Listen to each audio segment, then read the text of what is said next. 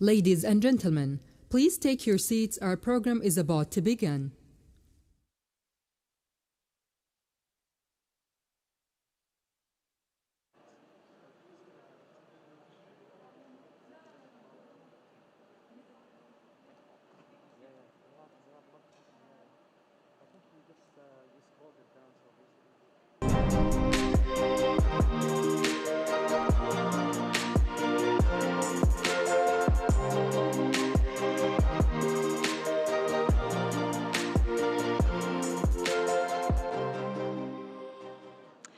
Good evening. Welcome to the opening gala of Winter Enrichment Program 2022. My name is Peiying. I'm the chair of this year's WEP themed Resilience. So this is the first year in WEP history that we have this hybrid format. So I'm very glad to have the in-person attendees here and the online attendees that's watching this opening gala. And this is also the first year throughout the WEP history that we have both the chairwoman and a co-chairwoman, Professor Deya Borand, who is also joining us online right now. So without any further delay, I want to get this show started, and I would like to invite Dr. Anna to moderate the session done by Jeffrey Sachs, Professor Jeffrey Sachs. Anna.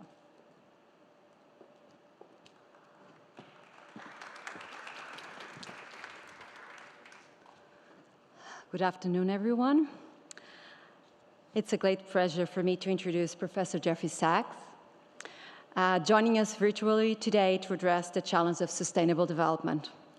Jeffrey Sachs is a university professor and director of the Center for Sustainable Development at Columbia University, where he directed the Earth Institute from 2002 until 2016. He is president of UN Sustainable Development Solutions Network, chair of the Lancet COVID-19 Commission, co-chair of the UN Council of Engineers for the Energy Transition, commissioner of the UN Broadland Commission for Development, academician of the Pontifical Academy of Social Science at the Vatican, Tan Sri Jeffrey Cha, honorary distinguished professor of sustainable development at Sunway University. He has been special advisor to 3 United Nations Secretaries General and currently serves as SDG advocate under Secretary General Antonio Guterres.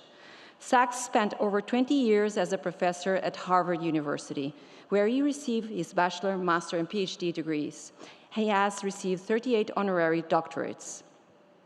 In 2021, Sachs received the Tuba Academy Prize for the Turkish Academy of Science, the Legion of Honor by decree of the President of the Republic of France, the Order of the Cross for the President of Estonia, and honorary doctorates from Amrita University in Kerala, India, Macau University of Science and Technology, and the University of Siena, Italy. His most recent book is The Ages of Globalization, Geography, Technology, and Institutions. Please join me in welcoming Professor Jeffrey Sachs. Thank you, Anna, so much for that kind introduction, and especially thanks to Kaust for this winter enrichment program, which is absolutely wonderful. And thanks to Kaust for your leadership. We are in such complicated times. We have so many challenges, they're overwhelming. And they really are overwhelming the world. They're overwhelming our governments. They are overwhelming our institutions. I'm speaking to you from New York City today, morning my time, and good evening to you.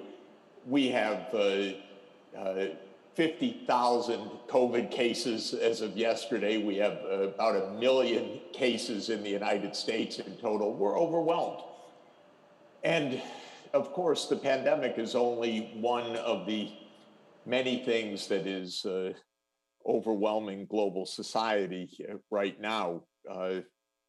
And your theme of resilience is therefore so appropriate and so vital. And Kaust's theme of bringing science and technology to bear on these enormous challenges that we face is not only accurate, but is essential. And I want to thank the Kingdom of Saudi Arabia for supporting an institution of such worldwide importance. Your faculty is astoundingly strong. The research units are remarkable. The leadership of President Tony Chan is world renowned, and the contributions that Kaust will make for the kingdom, for the region, for the world, I think are going to be of inestimable value. So I'm so honored and thrilled to be associated with Kaust in any way and to help in any way that I can. I want to say a few words about the intellectual, the scientific and technological challenges that we face, especially related to climate change. Climate change is just one of several interlocking environmental crises, of which this pandemic is another. But it's complicated enough in its own right that it will absolutely tax our knowledge, our patience, our politics, our financial systems to the utmost, because we have to do things in the next 20 to 30 years that we have never done before. And that is to cooperate at a global scale, to put aside multiple serious, deep, threatening social, political, geopolitical divides, and work together to rescue the planet from our own devastating impacts, and especially the impacts of massive and still rising greenhouse gas emissions that are rapidly changing the climate in a very dangerous way. I don't have to repeat all of the scientific findings, which are consistent and overwhelming in recent years, that tell us that we need to essentially end greenhouse gas emissions by mid-century. That means decarbonizing the energy system, and it means addressing the other major greenhouse gases, nitrous oxide, methane, the fluorine gases. And we have to do this at a global scale because no part of the world can accomplish the global change on its own. That seems self-evident. In addition, the climate is going to continue to change because of the massive inertia of the climate system, which means that Earth is still adjusting and massively to the emissions that already have been put into the atmosphere. And that will continue for decades, indeed centuries. There's a lot of warming ahead, already cooked in to the Earth's systems. Adaptation to these changes that are coming will be vital. And I think it's obvious to anyone living in the Gulf region that these changes are fast and furious and dangerous. And so adaptation is a second key dimension. Let me speak briefly about the mitigation and the adaptation and the regional and the global challenges, if I might. First, on mitigation. We do need to decarbonize the world economy by mid-century. I can't think of a country that has more at stake in that than the kingdom, because the kingdom is the largest exporter of hydrocarbons in the world. It sits on the most massive reserves, and yet we're moving to a post-fossil fuel global energy system. And so the strategic implications are absolutely phenomenally large. What will be the energy mix for the kingdom, for the Gulf, for the world in mid-century, or as the kingdom has said, by 2060 to reach net zero? Well, there are several choices. One is absolutely essential. What is the role of renewables or zero carbon energy sources relative to continued use of hydrocarbons combined with carbon capture and storage? One of the preeminent geological issues is the feasibility of large-scale, permanent, reliable storage of CO2. I think it's an obvious area for Kaust's research. To what extent can CO2 really be stored at very large scale effectively in the region, in aquifers, in other approaches of mineralization? Some of my colleagues at Columbia University have been looking at Oman as a place where there can be massive mineralization of CO2. But this is really a scientific and geological issue that is still poorly elucidated. So what will be the energy mix? I have a feeling that it's going to be overwhelmingly renewable energy. But if carbon capture and storage on a low-cost, reliable basis is feasible, that, of course, will change our understanding of what decarbonization will mean. Second big challenge, an engineering challenge primarily, but also obviously a geopolitical and economic challenge, is what will be the nature of the energy distribution system, especially power distribution and transmission. Saudi Arabia is connected within the GCC in an integrated power distribution system. What about the connections between the Gulf, North Africa, West Asia, European Union, and Central and South Asia? The logic is that a larger interconnected grid, a regional, even a global interconnected energy system will be more resilient, more reliable, lower cost, in needing lower storage. These basic points have not really been properly analyzed. What should be the energy interconnection between Europe and the Gulf, for example? Is there feasibility of energy interconnection between the Gulf and India, for example? Technically, yes. Does it make sense? This requires a significant amount of highly sophisticated modeling and understanding of the engineering of long-distance transmission, as well as the economics and financing of an integrated energy system. A third major mitigation issue is the role of hydrogen. There's no doubt that hydrogen will play a significant role in a zero-carbon energy system.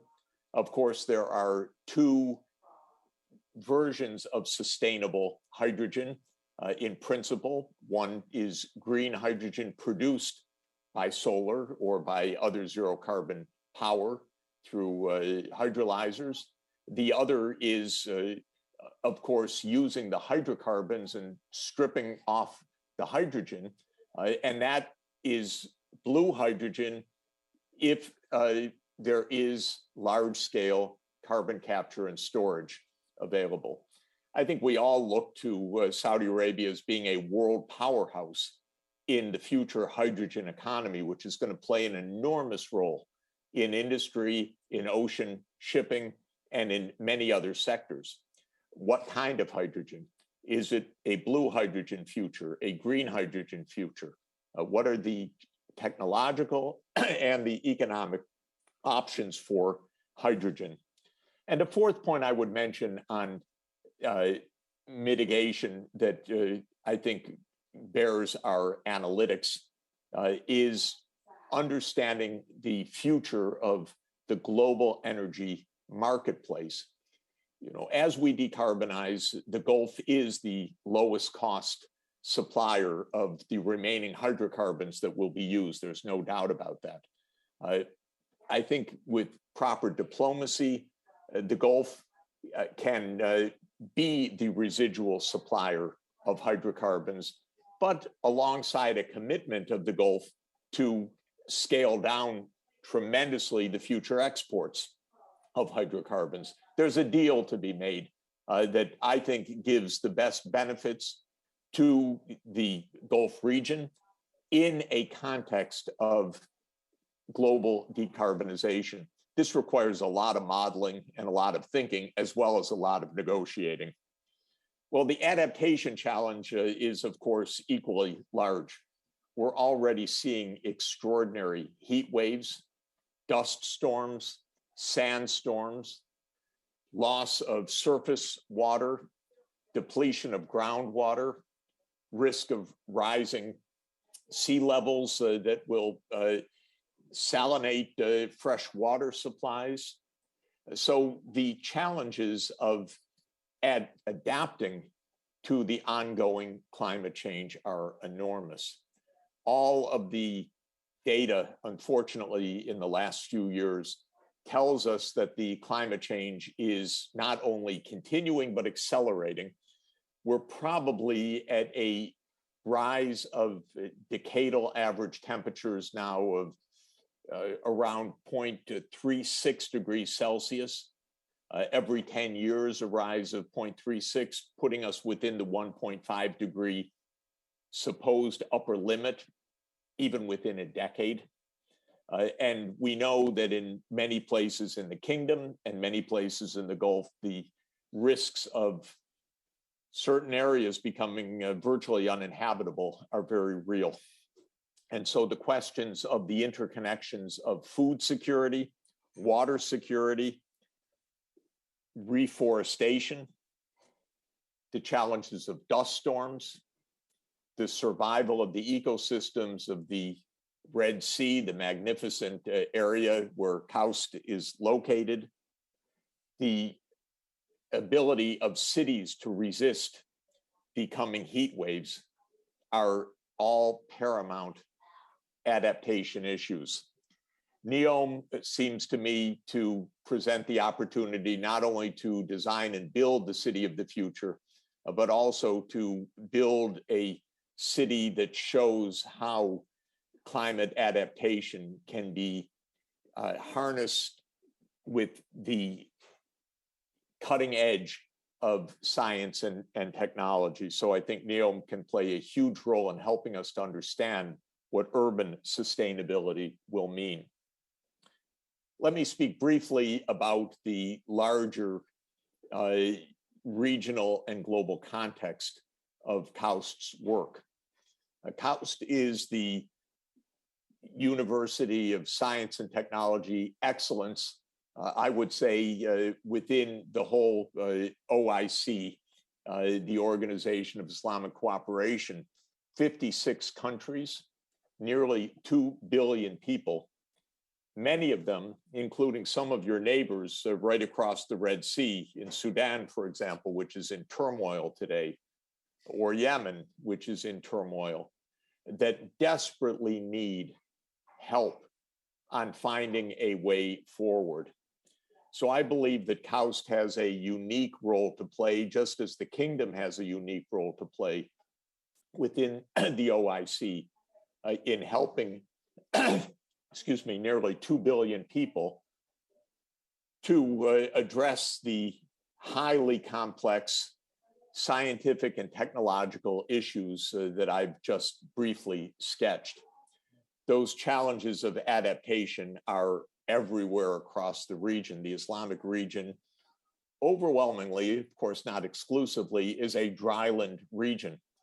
The challenges of water security, the challenges of increasing desertification under the threat of climate change, the heat waves and thermal excesses that are going to be felt are factors across the entire OIC.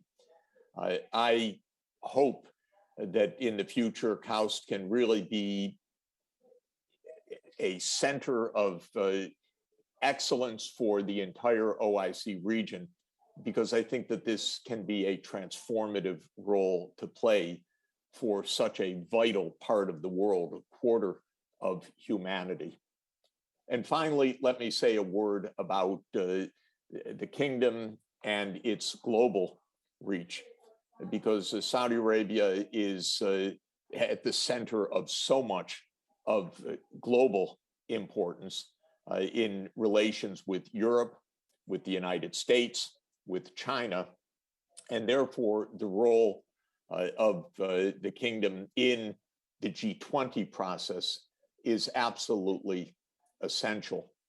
And I think with Saudi Arabia's presidency of the G20, a successful presidency, and now with the G20, with the presidency of Indonesia this year, thinking about the role of Kaust and the kingdom in its global constructive role in finding solutions for rapid decarbonization, for an interconnected global energy system, and for facing the challenges of adaptation and adaptation in a now urban world that is even urbanizing at an accelerating rate with all these pressures is a high priority. So I hope that we can see Saudi Arabia's leadership in the G20 process in the years to come. Let me close by saying that this is a huge agenda, and I think a huge and unique responsibility for great universities around the world. Governments do not have the technical capacity to face these unprecedented challenges. In fact, nobody can go to the bookshelf or go to the e-library and find ready-made solutions. We are in need of doing things we have never done before, in need of a scale and pace of cooperation that is absolutely unprecedented.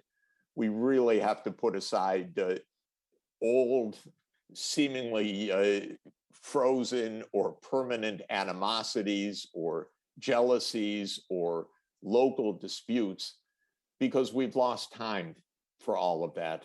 We don't have the luxury for fighting over small differences. We're in an era where we need global solidarity and global cooperation as never before. The language of science and technology is a language of global solidarity. And I know that Kaust will play a profound leadership role in spreading the wisdom that we need. Thank you so much for letting me be with you. Congratulations on the Winter Enrichment program. And I'm looking forward to being with you in person as soon as possible. Thanks so much. Thank you, Professor Sachs. We are now opening the floor for a few questions from our audience joining us here in the auditorium and also online. So you can please use the microphone if you have any questions. I have one question from Professor David Keyes. Countries such as low-lying island nations that are affected by climate change well out of proportion to their contributions to global warming expect countries that have profited from industries that bring on global warming to compensate them for the damage done and adaptations required. How do you see such a reparation scenario playing out? Yeah, thank you, David, for the question and also for the invitation. The whole question of climate finance is fraught with difficulty. Remember, the rich countries promised $100 billion to the developing countries on an annual basis starting in 2020. And even though the rich countries were holding the report card, so they were grading themselves, they couldn't even fake the report card to say we've made it. Not even close, actually. Depending on who's keeping count, the actual climate financing as of 2020 is somewhere, I'd say, between $30 billion and maybe $60 billion a year, which is tiny in a world economy of $100 trillion. The problem is, of course, politicians don't like to give money to other countries because they're having hard enough time staying in power at home, and they don't like to explain to their constituents why they're helping someone else. But the fact of the matter is the world cannot hold together if the rich countries think, well, we're just going to be on our own, and the poor countries, which after all constitute half the world when you think about the low-income countries and the lower middle-income countries. You know, you just do your thing. There is not a chance in the world we're going to get through the problems that we face if we don't have financial solidarity. So in general, this remains a huge obstacle. I'm deeply engaged in discussions such as this because I'm a finance economist and a development finance economist. So I've been making my own proposals. I do think a carbon levy in which the high-income countries and the upper middle-income countries pay a few dollars per ton of CO2 emitted, and that goes into a common fund, some of which is given as grants and some of which is lent at low interest rates, depending on the state of the development of the recipient country, could provide vital financing. You asked about the small island developing states in particular. These are about 36 countries around the world. By definition, small islands, low-lying, highly vulnerable to many of the shocks from climate change, not only the rising sea levels, but typically these are countries that are in cyclonic zones in the Caribbean or in the Indian Ocean or in the Pacific. They're being battered by climate change that they had absolutely nothing to do with in terms of causing. And the United States so far shrugs its shoulders. It barely hears about these countries. I've been working with the small island states. They're incredibly vulnerable. They need the help. This is a battle. It's really a battle because we have national politics and global needs. And so even achieving that small amount of enlightened self-interest is hard. But what I will repeat at the end is think about the size of the world economy, $100 trillion output per year. Come on. We can manage not only 100 billion, we can manage at least 1% of our global income, a kind of zakat, if you want to think about it that way, to make sure that everybody is able to get through this crisis. And that's what we need. We need a kind of global solidarity, a global zakat, in order to make this work. Thank you, Professor Sachs. We have another question from Hassan Al-Sahati. What do you think of the role of nuclear energy in the future? Is it going to be the main source of energy worldwide? You know, there are several problems with the nuclear energy, and also let's keep in mind there are two major categories of nuclear energy. There is the fission nuclear power, which is the only one we have in practice right now, and there is the still very much hoped for fusion energy of the future. So let me talk about the conventional nuclear energy just for a moment. It has several problems. One, it's expensive. And so whether it's really cost competitive against wind and solar is a bit doubtful, actually, even taking into account storage costs, because the idea is, well, nuclear provides base load and the other is intermittent. But, you know, storage is becoming less and less of a challenge with new technologies. So nuclear is first pretty expensive. Second, of course, is the risk of accidents. Fukushima, Chernobyl, 3 Mile Island. These are very frightening to people because the potential disasters are large, even though overall the safety record of the nuclear industry over decades is pretty impressive. These are big accidents. And the third problem, of course, is that nuclear power produces not only radioactive wastes, which would be problematic enough, but fissile material.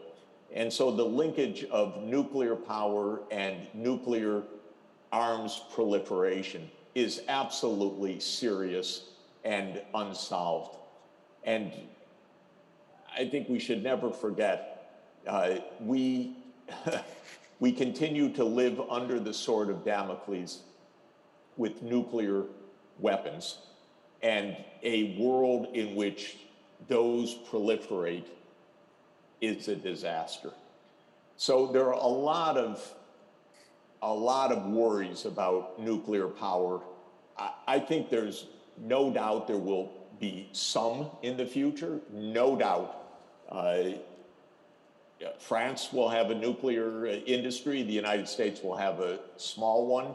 China, I'm pretty sure, will have a significant one. But for Saudi Arabia, which has a couple planned right now, I'm not convinced. I think one really needs to think through this and look at the alternatives and do a lot of the optimization and energy modeling. For global, I doubt that it will be the main factor. I think we're going to be living basically on solar power and indirectly on wind power, another kind of solar power. And then there's the interesting question that I'm hardly equipped to give you any kind of sound knowledge on except what I'm told, which is that fusion energy is plausible and becoming increasingly plausible, but it's a second half of the 21st century solution, not something that's going to take us to decarbonization by mid-century. So overall, count me as pretty skeptical that new nuclear energy is going to be cost-effective against alternatives and safe enough to play a major role in the period up to 2050. Count me as pretty enthusiastic in funding fusion power research as a possibility for the second half of the 21st century. We have a last question from our president, Dr. Tony Chan. Great. Thank you very much, Jeffrey. Thank you for taking time for this. Really welcome. As you said earlier in your speech, Saudi Arabia is known as the biggest exporter of fossil fuels, which is true. And the kingdom is facing a big challenge, right, in dealing with this decarbonization. I think a part of the challenge is the image of Saudi Arabia being reluctant to do this because for obvious reason. Whereas in effect, Saudi Arabia is doing a lot. For example, Saudi Green Initiative was just a big thing. NEOM is going to be all using sustainable energy. Here at Kaust, we are developing all the technology you mentioned, capturing carbon, circulating carbon, developing the ocean to capture blue carbon, for example, preserving the coral reefs. Now, in our audience today, we have a lot of young students. Many of them are Saudis. So can you give them a few inspiring words about how they can do something to contribute to saving the world and, in fact, their country for the rest of the century? Thank you.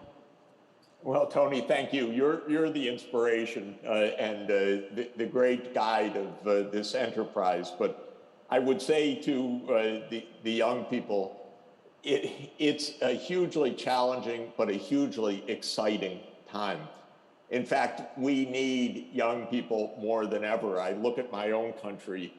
I'm sorry to say we're living with a septuagenarian and octogenarian political leadership, and we really need young people, young energy, a new generation that understands the digital world, understands the climate challenges, understands the new technologies. This is, to my mind, a young people's challenge because it's going to be your world for this century, and it's got to be a decent and hospitable world. I think the main point is if you're a student at Kaust, you're really lucky. You're at one of the world's preeminent institutions. You're in the midst of the cutting edge knowledge and the best systems thinking. That's what science and technology is. That's what engineering excellence is. On all of the challenges that I'm talking about, on decarbonization, urban adaptation, protecting ecosystems, we need forward thinking, forward modeling. We need to combine social system dynamics, geopolitical thinking, and technological, and Earth systems thinking. It's a lot. That's what the field of sustainable development is.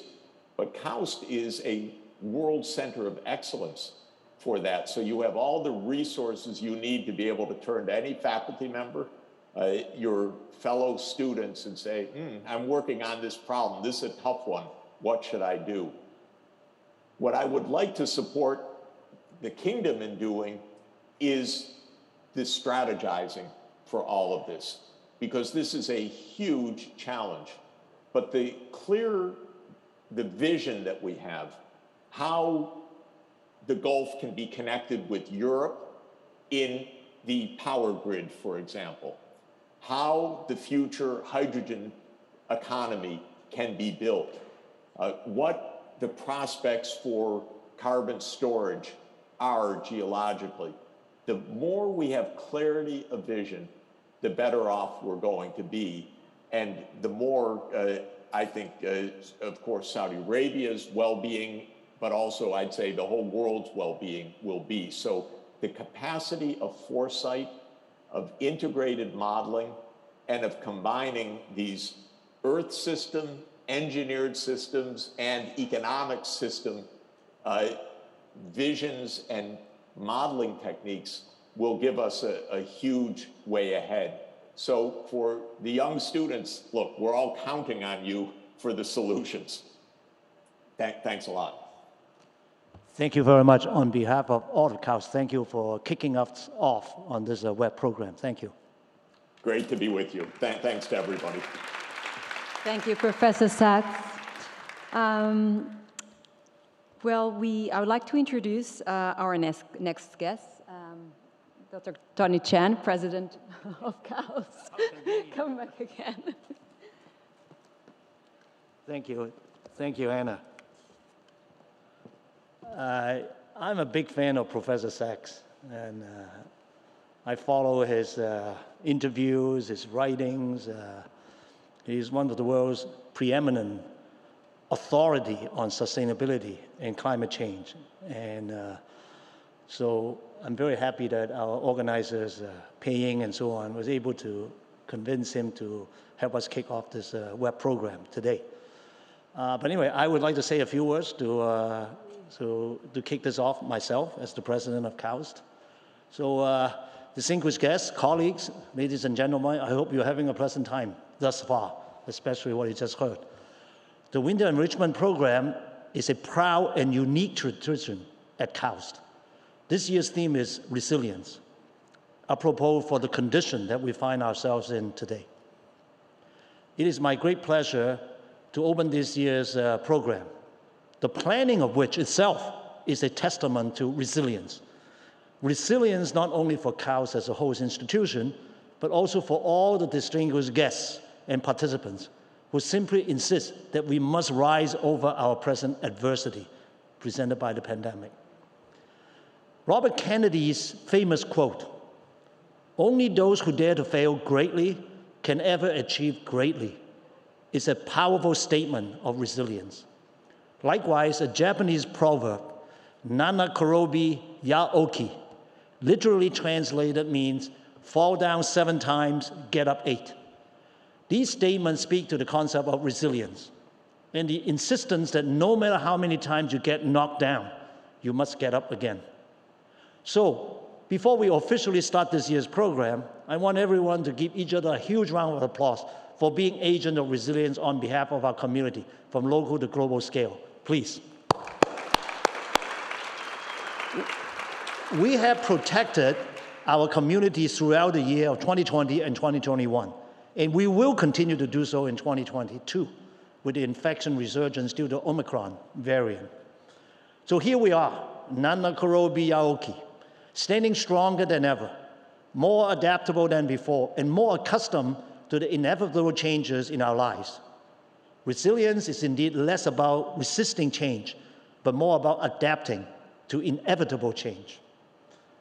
Heraclitus said once, "The only constant in life is change.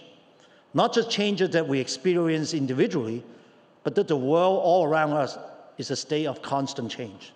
Our climate, for example, is changing with the pace of change escalated by the Industrial Revolution from the late 1800s, and now ushering us into uncharted territories. Today, we're seeing the impact unleashed by climate change and how it's generating stress to our water, food, energy, health, and our physical and digital living environment.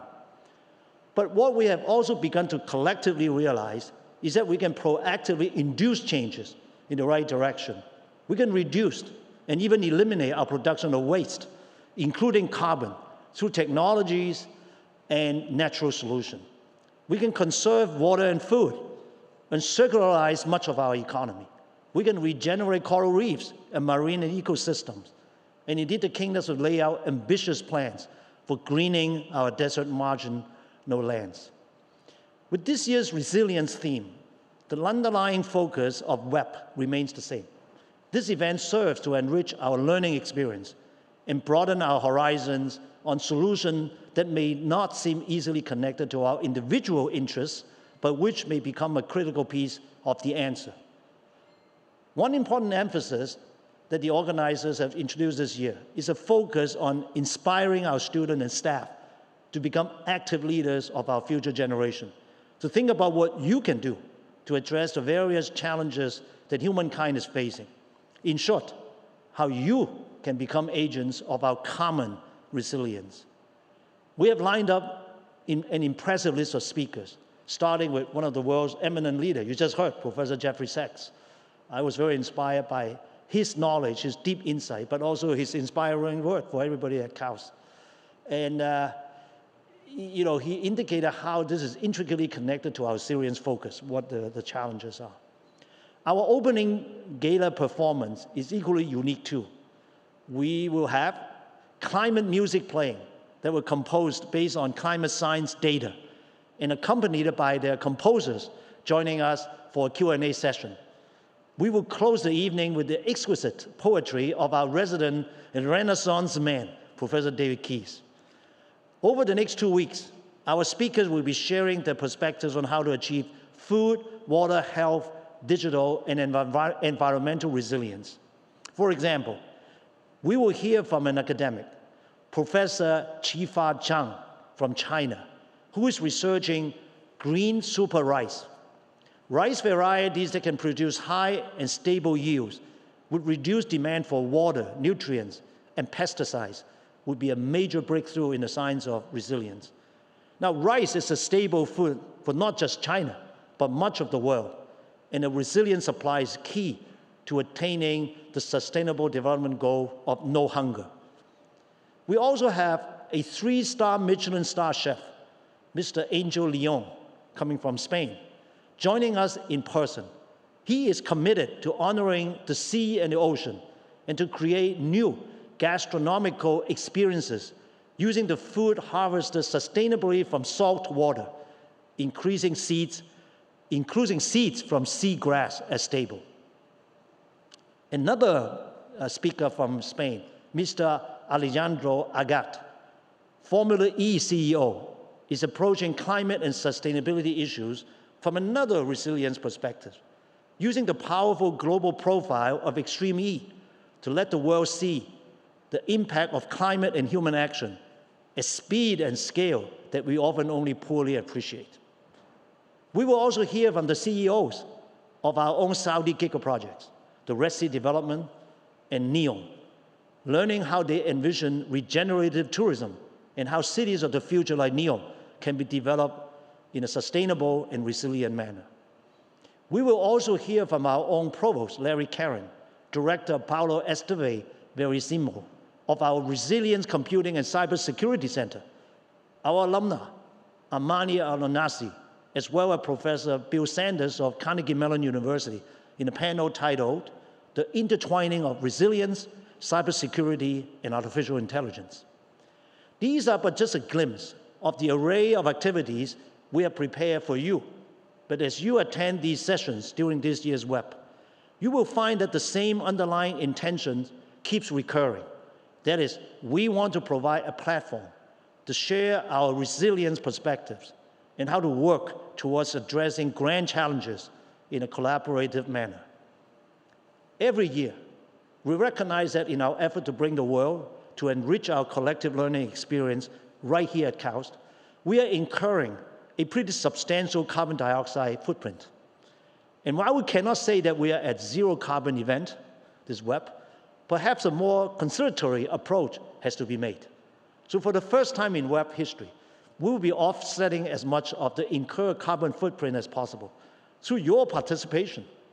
We are all very excited that this year, the WEP team has teamed up with the Health, Safety, and Environment part of Kaust and also the Kaust Facilities Management team to offer you the opportunity to plant mangroves within our conserved area at Kaust near the King Abdullah Monument and at 8 a.m. on January 14th, so please participate.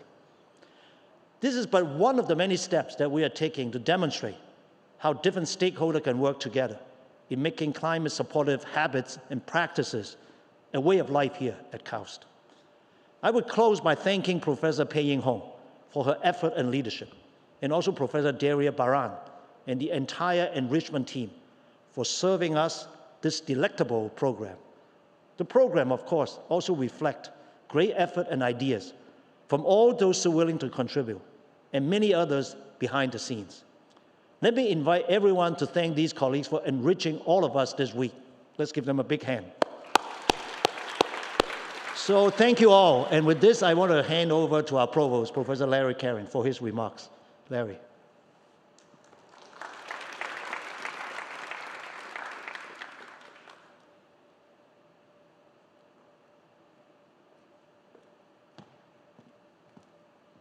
So good afternoon, good evening, and good to see everybody here, social distancing under very challenging times. So I would just like to say a few words.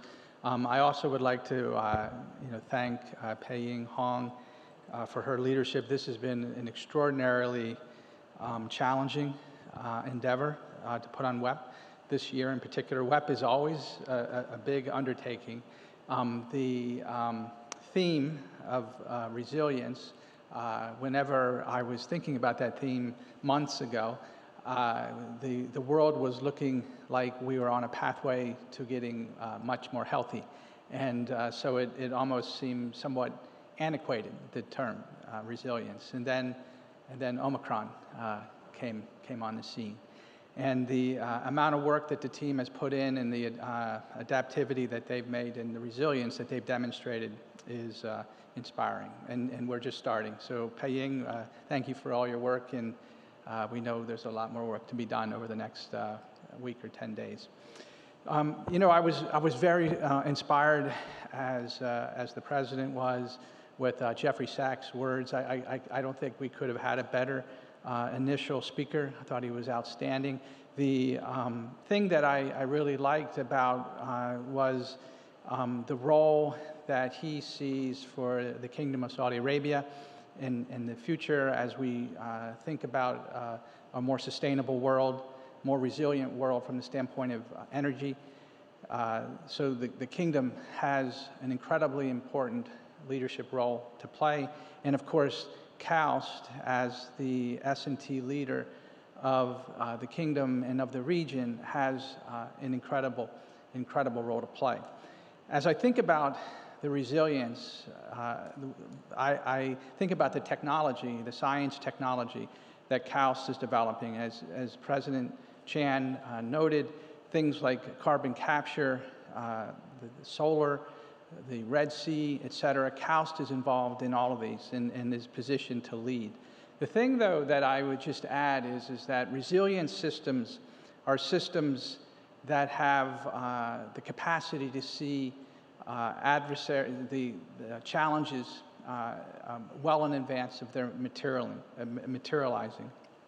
And so in that sense, I would just add that in addition to the S&T that is so special at Kaust, I think the people of Kaust is, in many ways, our silver bullet.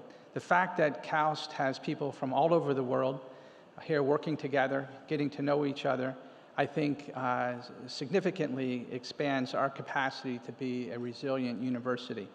So as we move forward together through WEP, let's think about how we can work together to fully capitalize on leveraging our differences and learning from each other. So again, thank you. I'm not sure where we go from here, but anyway, I hope everybody has a great time at WEP.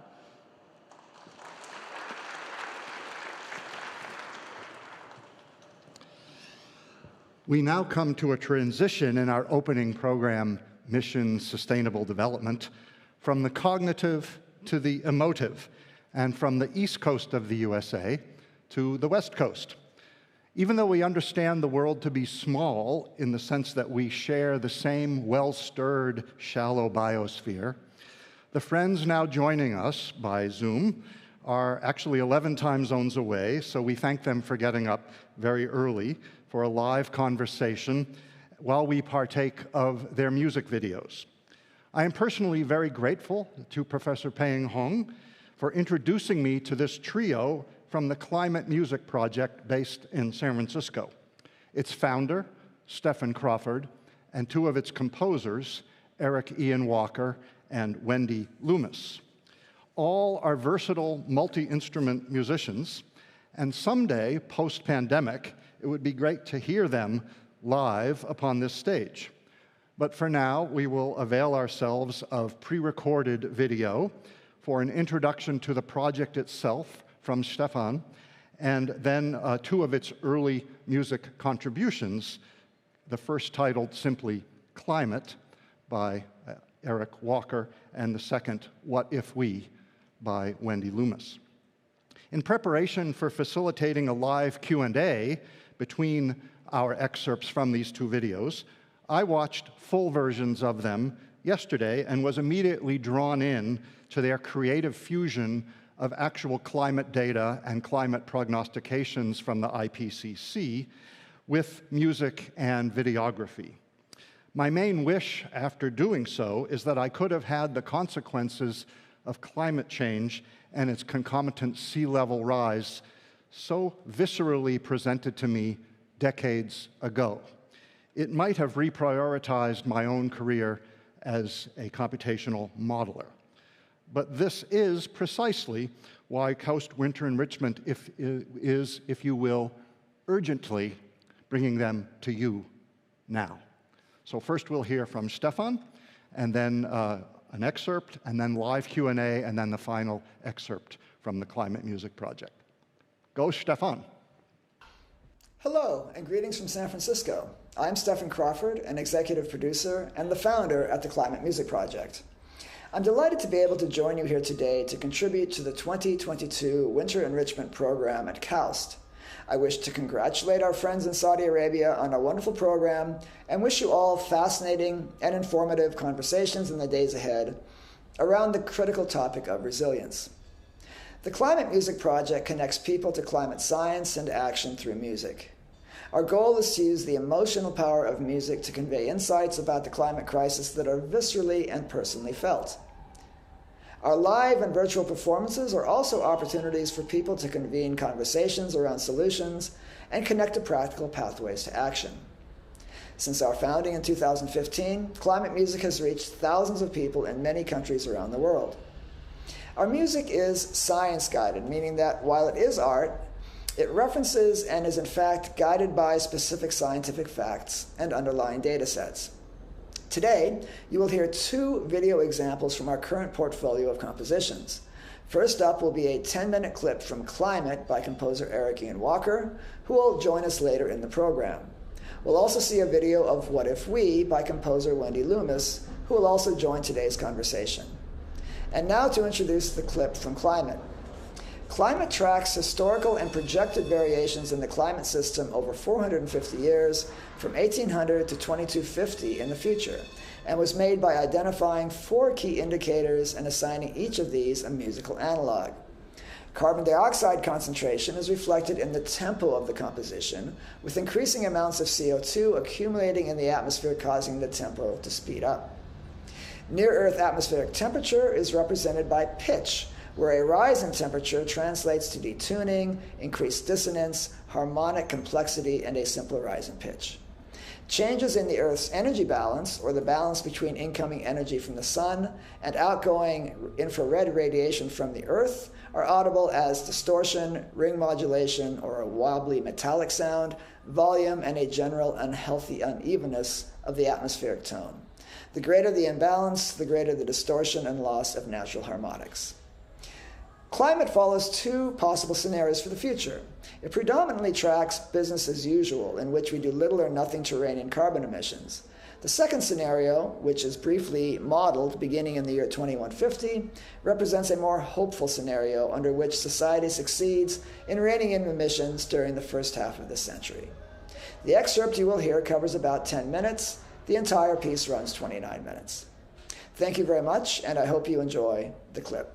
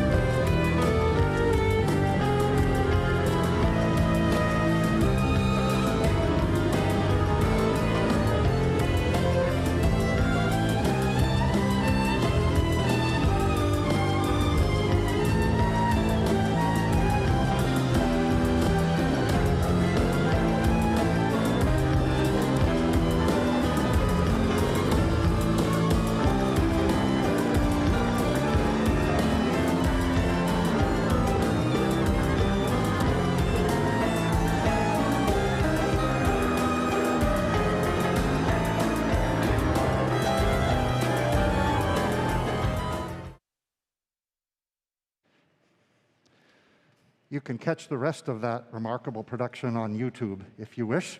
But now we should be joined by the miracle of Zoom, by the composer. There he is in the upper left, Erik Walker, and Wendy in the upper right, and Stefan, who you just met, in the bottom.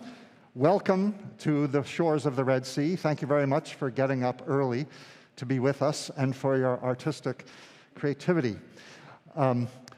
We would like to have a chance to ask you some questions about what we've just heard and what we're about to hear. And if audience members care to, you can find the microphones in the aisle. I would like to begin with a question for Erik, you know, we saw the first 250 years of climate at about 2.4 seconds per year. And you wrote this from 1800 to 2050, and then 2050 to 2300. What led you to choose this 500-year extended period for your piece? Primarily because of the model that we use, the data model, and the data sets that were from the climate data that was compiled up to now and then projected out to the year 2300. Great. That was really the reason. What difficulties did you have taking such a wide swath of time, which is outside of the observation window of scientists, for the detailed measurements of your 4 musical drivers of CO2 concentration, temperature, energy balance, and ocean pH? Well, probably the hardest part from a compositional standpoint with that kind of a arc of time, and we decided to give it, you know, a 30-minute time frame. Although going from 1800 to 2300 was really 20 minutes. It was the planning of how molecularized and destroyed the music sound is going to be at 2300. Just what is that going to sound like? And then being able to scale that backwards to the starting point and to kind of get the idea of what, you know, what rate we can be changing things at and what still sounds fair to be accurately done. And we worked a lot with the scientific team doing that. We met every couple of weeks, if not more often, during the composing of this, which is about an 18-month process. Yeah, thank you. I really was emotionally stirred, I think, mostly by the mid-1800s and how innocent we were in beginning, you know, carbon-powered transport and so forth. But certainly there are artistic constraints in the limit to chaos and what we can process. Yeah, thank you. Wendy, we're about to hear your piece, which concentrates on sea level rise. How did you musically approach the difference between the future worst-case scenario and what we could do with some mitigation? By the way, if you continue in Erik's piece, you'll get to a point where he drops off that IPC 8-degree curve back to about a 2-degree curve and then back up. It's an interesting musical decision. But Wendy, you had to face the same decision. So how did you decide to handle that? Yes, thank you. Initially, I wanted to start with the worst case scenario. I think for me, as a musician, as an artist, every time I see environmental things, they tend to end with the worst case scenario, and then I feel, why bother? So I wanted to reverse that process. And so initially, it was the combination of the band, my band Copus, which contributed to this piece immensely, and then the spoken word by Royal Kent. So we started with the most intense form, and the sonifications were done with parallel to the chord structure of the piece, so that the most intense sounds are at the beginning, where as the sea level rises, the sound is more jarring. And then in the middle, you'll hear 2 young girls singing the chorus, which is the representation of hope. And then the last part of the piece is if with mitigation, we actually can have a future that has more hopeful results. And so that breaks into away from the synthesizer and into the piano. And you'll hear a poem that of Royal Kent that is about the natural world, and he wanted to represent the animals and the life form other than humans also being involved in the whole global scenario. Yeah, great. What was it like to work with scientists as a performing artist and as a composer? It was really excellent because the team, the Climate Music Project team, is amazing, and I learned a lot. The challenge part was that the sonifications are very exacting, and as musicians, even if you have great rhythm and great metronomic ability, we're still humans and there's fluctuations in tempo. So that was the challenge, was to line up the composition and the musical performance of the piece by humans with the sound of the sonifications. And the second challenge was sort of a fun one. There is a part that you will hear the bass, the electric bass player, Patrick, he represented the landmass, and then our drummer, Levon, he represented the rising sea level. So at one point you will hear that the drum solo takes over the bass part, which of course the drummer loved. But the challenge there was that it couldn't just be a random increase in volume. It had to be specifically to fit the data of the sea level rise. So that was a really fun challenge to be involved in. That's great. You'll make it much more interesting for us to listen. Can I add something? Yeah, please. Yeah, you guys can riff off each other. That's what you're naturally doing, right? I just wanted to add that yes, the aspect of performers, because my piece also was performed with a 5-piece ensemble, and getting everybody to gauge where to be in a certain area, which is kind of how we had to work with this piece, was like there was little areas where you can be doing this, but don't be doing this yet. It's going to be over here. Yeah. And particularly working with people that are very good at noise. Once you give the green light to somebody who works with noise to make noise, they're going to make a lot of it. When I first heard your piece, I thought, well, this is definitely a studio production, but then I noticed that you've done it live in the San Francisco Planetarium and perhaps other occasions, so that must be much harder to control it, during a live performance. Yeah, well, it's a hybrid. I mean, there is a guide track that is kind of a lot of my part, and then I'm also playing, so it helps. Yeah. Yeah.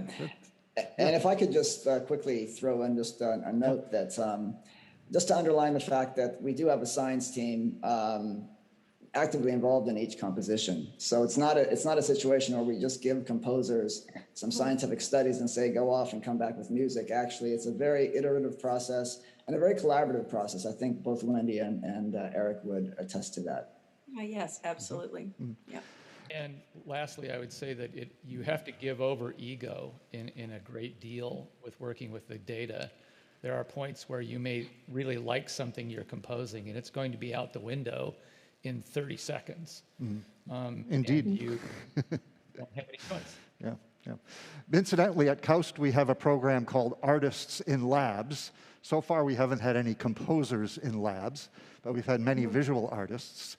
And it's been it's quite stimulating. We have a little bit of that coming up in winter enrichment as well. Stefan, you started this enterprise in 2015. When you were contacted by Kaust, did that come out of the blue, or had you ever heard of us as a would-be agent of climate mitigation? Not in the context of the project, but I actually, of course, know of Kaust through my former work, and I had colleagues at the U.S. consulate in Jeddah. And they spoke always very highly of Kaust, and so yes, I was familiar with the university ahead of time. Great. And as an interdisciplinary artist yourself, who's worked in the State Department, who's gotten a master's degree in environmental science and who has, pursued both composition and performance. Do you have any words of direct encouragement to the scientists and the engineers who are in this auditorium and who are listening to you now in terms of, the way you developed your own career? Well, I would just say that, to echo Professor Sachs, that we live in a time of unprecedented challenge. That's absolutely true, but also one of unprecedented opportunity. And I hope that if I were, a young person now, really the idea is embracing the opportunity, again, an unprecedented opportunity to enable a more resilient and also prosperous world for everyone on the planet. I think that's really, truly exciting, as Professor Sachs had mentioned. And two things associated with that would be, just in terms of some unsolicited advice, I would say learn to exit your comfort zone, because that's the only way that one can grow both professionally and personally. Getting to the point where, when we started this project was, something a little unusual, and it took everyone to kind of get out of their comfort zone to start it. If we hadn't done that, it never would have started. And then finally, I would encourage people to definitely develop deep expertise in a specialty, but not to neglect, though, to develop a broad perspective and knowledge, and the ability to synthesize new ideas from diverse areas of thought and endeavor, because that's more vital than ever. To paraphrase Einstein, we can't expect to solve today's challenges by applying yesterday's way of thinking. Mm-hmm. So I think those three things would be what I would emphasize. Thank you. Would anybody like to address a question through the microphone? Please step up. Actually, it's a comment, if I may. First, I would like to thank our guests. I know it's a different timing there. And I want to somehow represent some of the good scientists here and engineers. I'm a Saudi national, and I'd like to welcome you as a Saudi and as a Kaust also participant.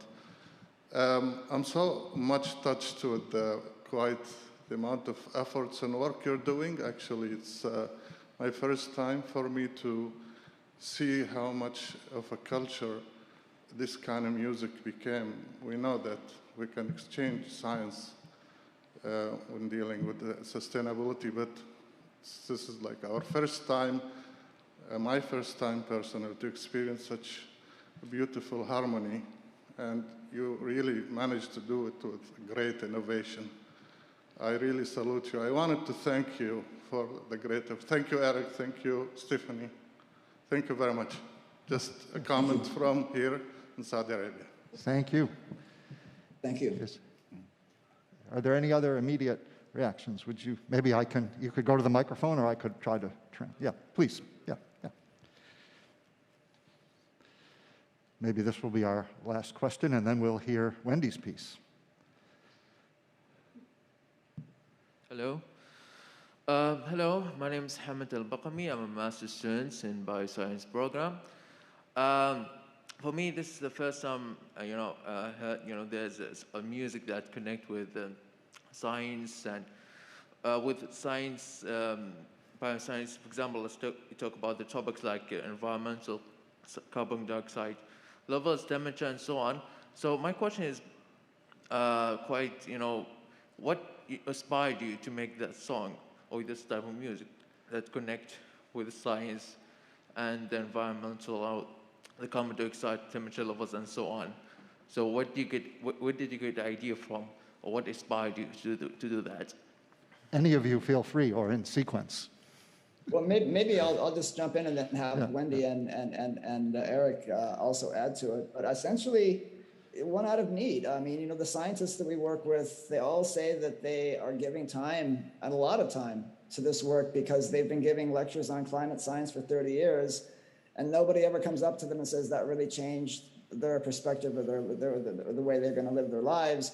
But after our performances, people do say that. So the idea is to take something that's very abstract for most people. The idea of climate change is kind of abstract when you think about it, if you're not actually immediately experiencing it, and to make it through music both visceral and personally felt. That's really our goal. Mm-hmm. Erik and Wendy. Thank you. I think that pretty much nails it. Certainly, the collision of the data with the music trying to proceed along its course creates a dramatic effect, and the timeline and the video, which we tried not to be too indicating how people should be feeling. We let the graphs and the music kind of tell the story, and the pictures were there to help place people in time, sort of.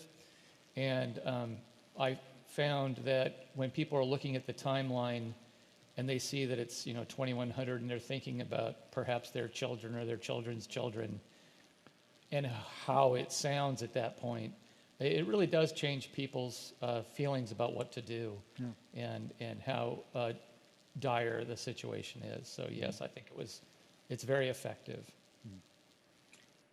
For me, I think the Climate Music Project basically approached us, our band Copus, and they had a great event called Play for the Planet, and I was scrolling through online and saw, oh, would you like to play for the planet? And of course I said, yes, I would. I'd like to play for the planet. So we performed, and it was a wonderful event.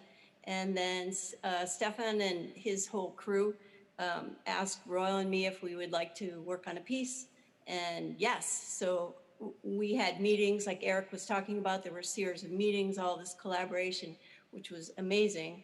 And I remember at the very first meeting, I heard a melody in my head, which you'll hear in a moment, of children singing. And it was an expression of hope and optimism, and that collectively we can make changes. So that was the impetus that started the piece. Thank you. Yeah, it was very dramatic. I watched my birth year go by. I watched my graduation year go by. I watched the founding of Kaust go by, thinking, oh my, all these things we weren't thinking about at that time. But now, we can think ahead to our grandchildren, as you say. And anyway, we want to thank you with a round of applause. Only a small number of us are here. Thank you. Because of our own social distancing, but many are listening, and many will probably follow up easily by Googling climatemusic.com and finding other contributions. So now it's a pleasure for me to turn back to our video stream, say goodbye to our friends, although you're welcome to hang on and listen, but we won't see you, and then listen to Wendy's piece, which is called What If We?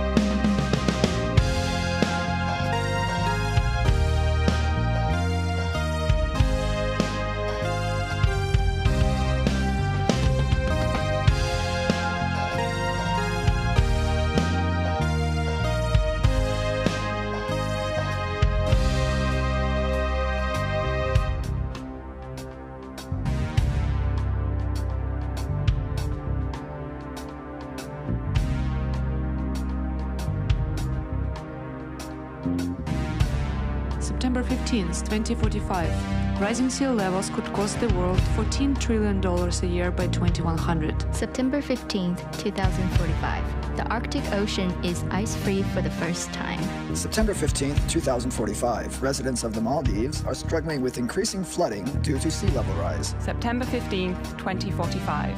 In the UK, the Houses of Parliament and Westminster Abbey are both flooded. September 15, 2045. Sea level rise could flood 1.9 million U.S. homes by the year 2100.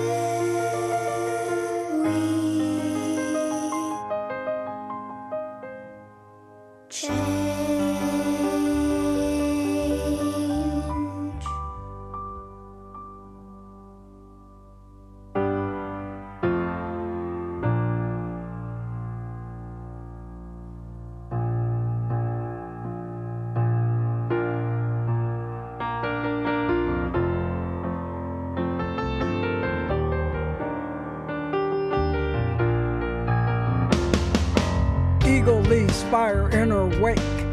Tiger's life is at stake. Eagle descends with a crushing blow. Tiger defends, as you know, in a mighty leap. Eagle is not slow. Tiger doesn't sleep. And over there in the distance are the mountain peaks, whose fingertips touch the water's feet, whose breath is our sky.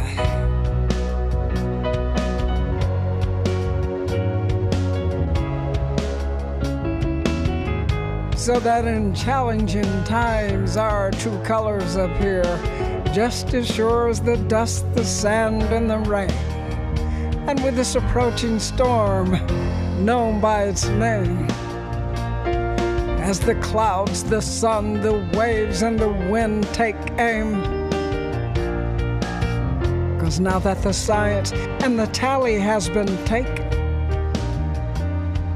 what has been revealed to us all, we call climate change.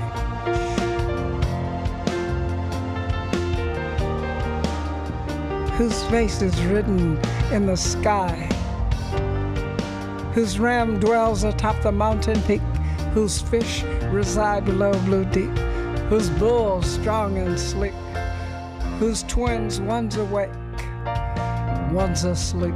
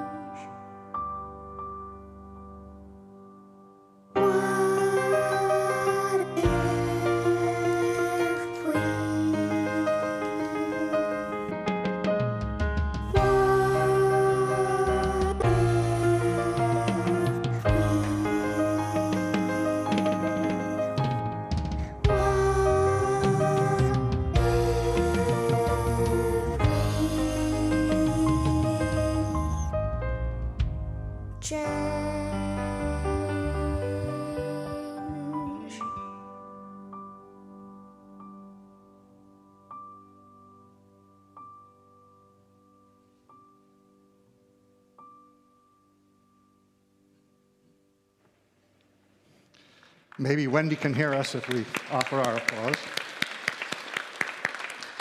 With that beautiful image of the Arabian Peninsula in our minds, let's conclude. I have a poem called The Song Began at Kaust, but I'd like to introduce it briefly. Let me write the songs of a people, and I need not care who writes their laws. So wrote Andrew Fleming, a Scottish parliamentarian of the 17th century. Let me write the songs of a people, and I need not care who writes their laws. Indeed, laws control a person from the outside. Songs control a person from within. Laws often need to be enforced. Songs are freely offered. It is in this spirit that we now offer verse dedicated to the Kaust community as we contemplate our role in global resilience. The welfare of any future generation rests with the previous ones, but this is true to a greater extent when, rather than simply pushing ahead, a sharp change in direction from the past is required as it is today. The video we just watched, What If We, is set in 2045.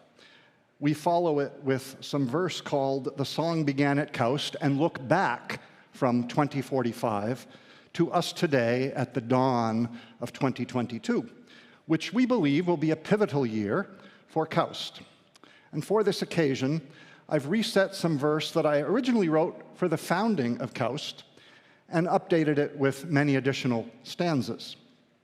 During the recent Kaust Research Open Week, the former president of Iceland, Olafur Ragnar Grimsson, spoke to us from this stage about the need to have a place where the stories of the tribe are told and from which they go out.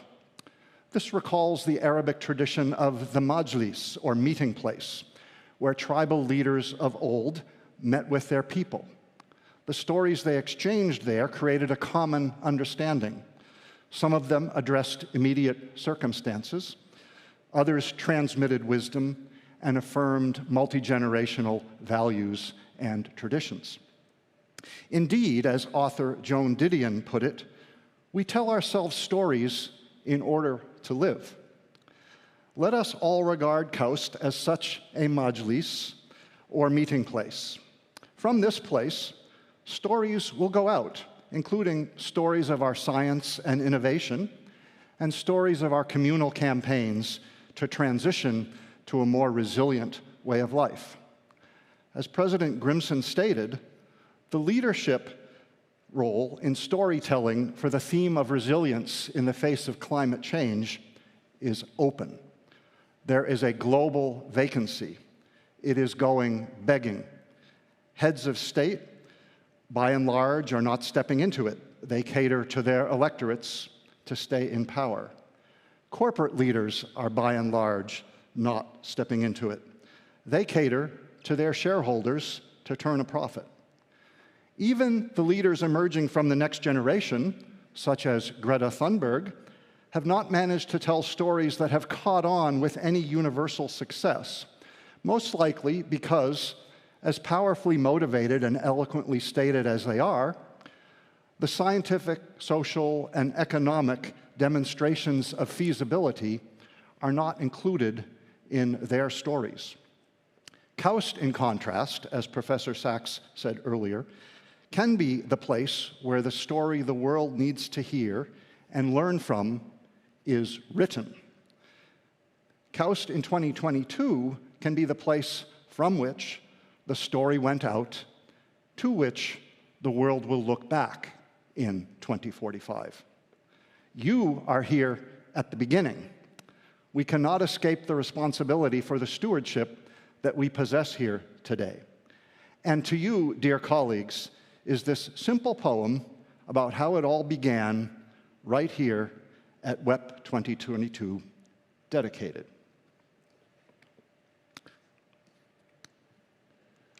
Look where glowing golden sands are hugged by dazzling azure sea.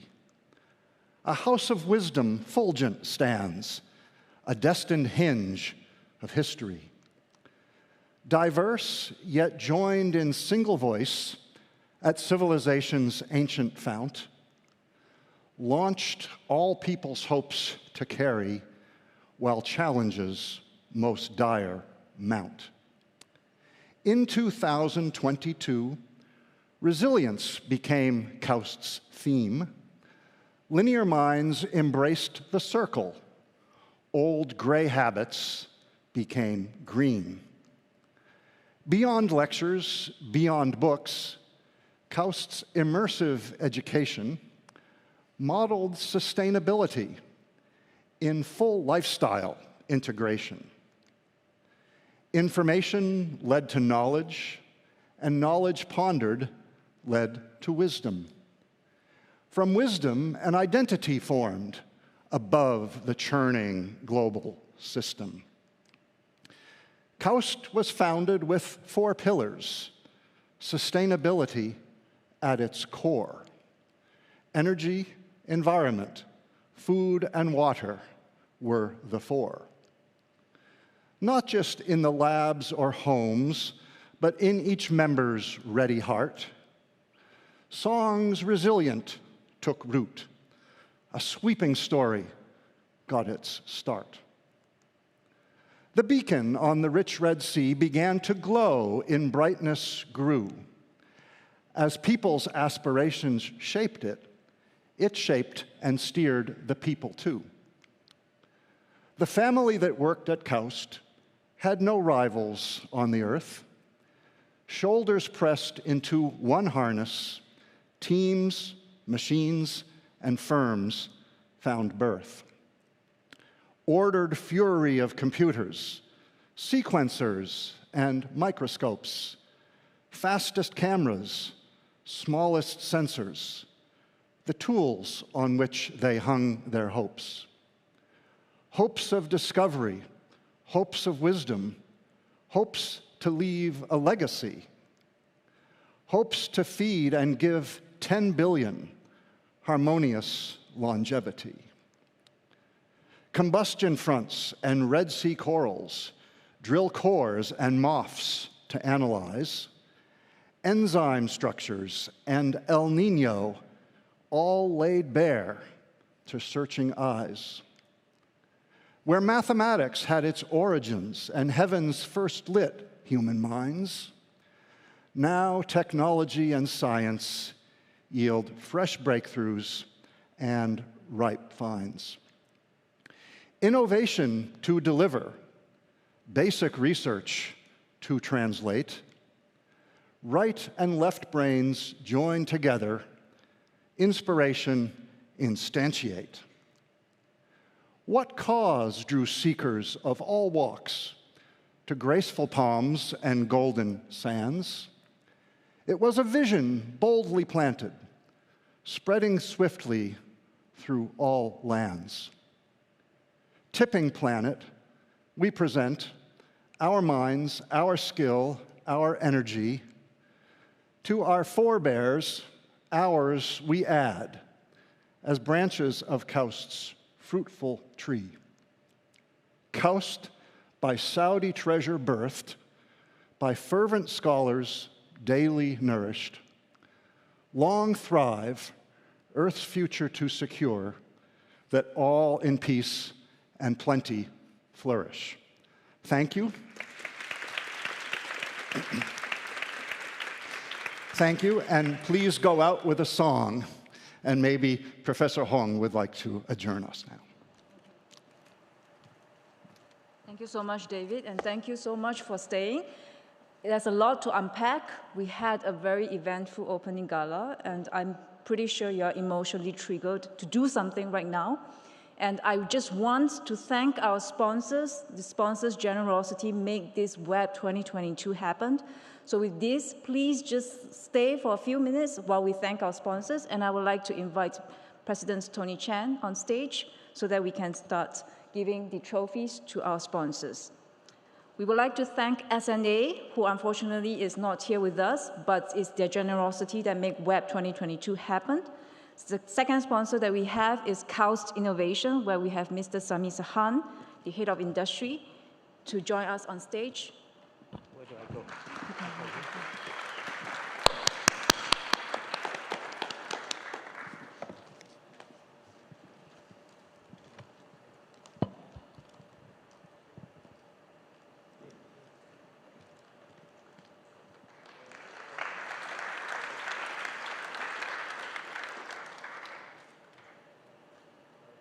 Thank you very much. We would also like to thank Community Life, Mr. Chris Silly.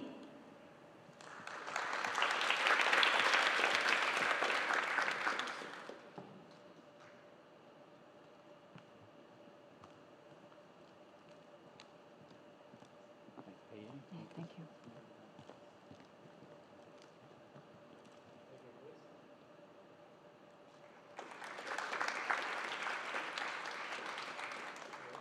Thank you, Community Life. We would like to thank Coastline for their generosity, where Mr. Abdul Wahab Tahan will join us on stage.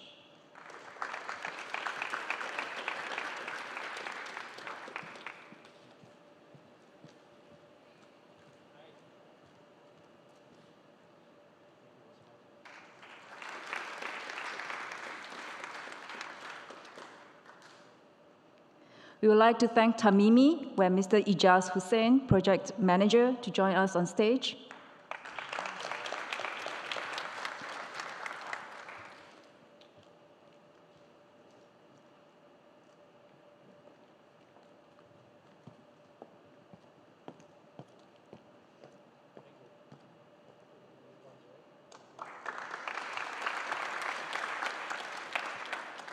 And last but not least, SACCO Holding, Mr. Khalid bin Mahfouz, to join us on stage. Thank you so much for coming all the way here. And they are the generous sponsors of the Women to Impact Resilience Challenge. I hope you have already submitted your application because there's $10,000 on the line. Thank you.